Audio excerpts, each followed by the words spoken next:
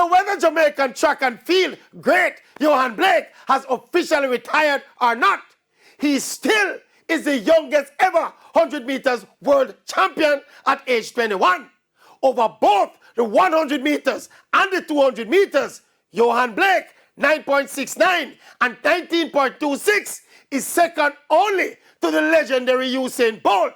And this might sound corny to say, but had it not been for Bolt, Johan Blake would have been the world's fastest man and likely multiple world and Olympic individual sprint champion.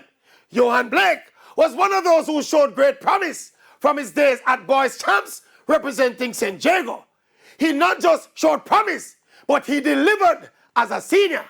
Blake had some injuries that affected his end game, but nevertheless, he did enough damage on the running tracks across the world to legitimately earn his status as one of Jamaica's legends of the sport of track and field.